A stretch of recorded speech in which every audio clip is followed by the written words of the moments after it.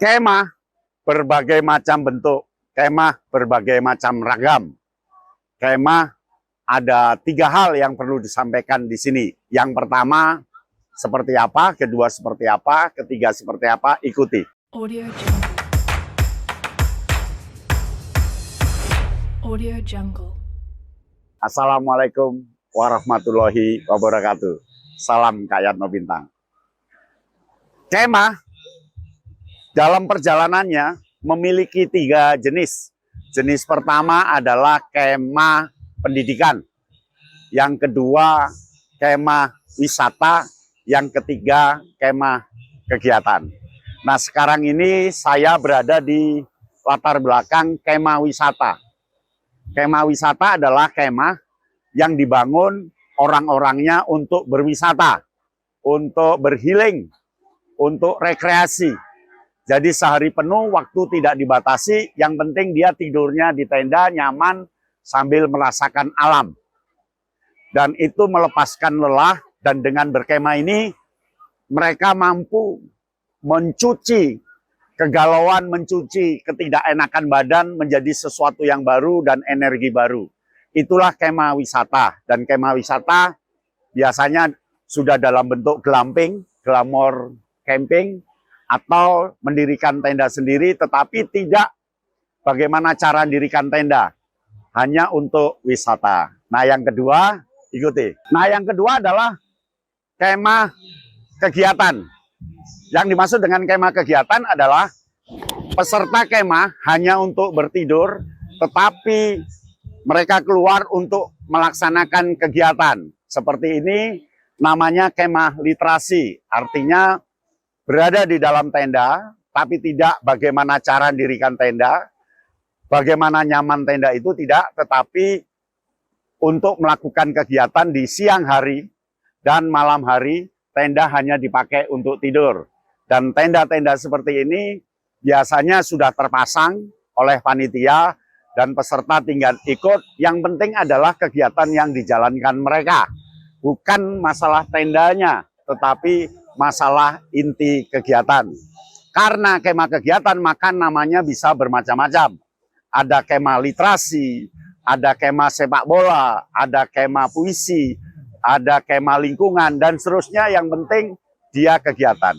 Jambore itu kemah kegiatan, tapi sudah dipadukan dengan kemah pendirian tenda secara mandiri. Itu yang kedua ya. Nah, yang ketiga adalah kemah pendidikan. Kemah pendidikan itu artinya berkemah untuk pendidikan berkemah.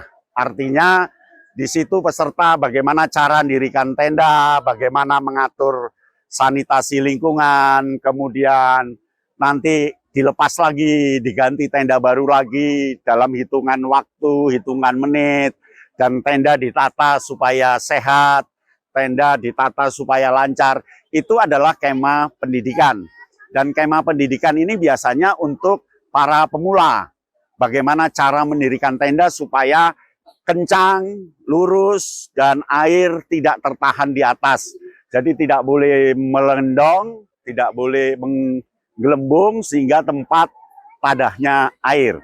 Nah, tenda-tenda ini bermacam-macam. Maka seorang yang akan melakukan pendidikan kemah atau kemah untuk pendidikan, dia harus mengenal berbagai macam tenda. Ada tenda prisma, tenda bivak, tenda ponco, kemudian ada tenda dom, dan seterusnya. Kemah pendidikan itu yang abdol, yang bagus, harus dipandu oleh indikator-indikator. Apakah indikatornya tentang kekuatan tenda, kerapian tenda, atau keindahan tenda. Dan indikator itu akan memudahkan anak untuk melakukan pendidikan berkemah. Itu kemah pendidikan. Dan kemah pendidikan ini harus ada hasil yang bisa dilihat. Hasil yang bisa dilihat itu tentu ada ukurannya. Apakah tenda itu kuat untuk jangka waktu tertentu, apakah tenda itu indah dipandang mata karena bersih dan sebagainya, atau tenda itu memang sangat bermanfaat.